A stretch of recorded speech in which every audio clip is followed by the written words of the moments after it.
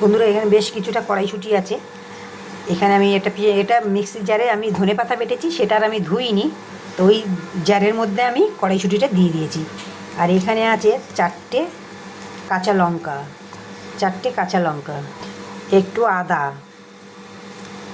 4টে কোয়া রসুন বেটে নেব। কড়াই বসিয়ে দিয়েছি, একটু তেল দিয়ে দিলাম। গরম হয়ে গেছে, যে মটরশুঁটিটা বেটে রেখেছিলাম ওটা তেলের মধ্যে দিয়ে দিলাম। এই ব্যাটারটার মধ্যে একটুখানি কয়েকটা দানা চিনি দিয়ে দিলাম এই কড়াইশুঁটির মিশ্রণটার মধ্যে, তাহলে একটুখানি মিষ্টি মিষ্টি লাগবে, ভালো লাগবে। আপনারা তো ময়দা দিয়ে কড়াইশুঁটির কচুরি করেন, আমি পাউরুটি দিয়েই করব। তো আসুন, হয়ে গেছে বন্ধুরা, পুরটা রেডি। এই দেখুন,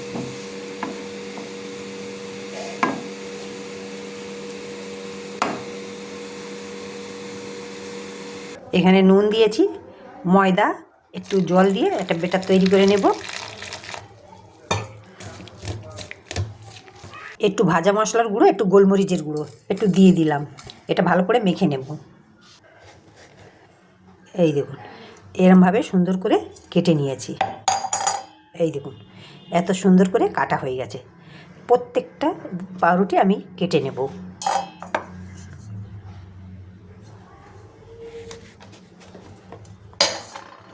এই দেখুন, প্রত্যেকটা সুন্দর করে কেটে যাচ্ছে। এরকম ময়দাগুলো একটুখানি দিয়ে দিতে হবে। এরকম পুর নিয়ে এরকমই দিতে হবে, 4টা করে দিয়ে আরেকটা পাউরুটি এর মধ্যেই দিয়ে দিতে হবে, দিয়ে একটু চ্যাপটা করে দিতে হবে। কড়াই বসিয়ে দিয়েছি, তেলও দিয়ে দিয়েছি।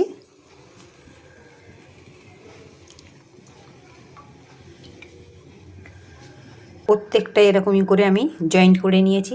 এবার যে ব্যাটারটা করে রেখেছি ওই ব্যাটারটার মধ্যে ভালো করে যেন পুরটা না বেরোয়।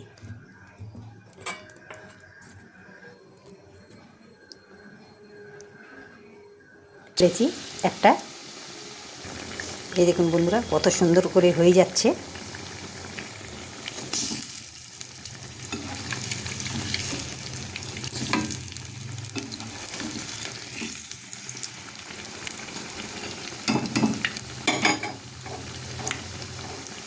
কত সুন্দর হচ্ছে দেখুন বন্ধুরা, এই দেখুন, আর একটাওতে পুর বেরোয়নি, পুরগুলো একদম ভিতরে রয়ে গেছে। এই দেখুন,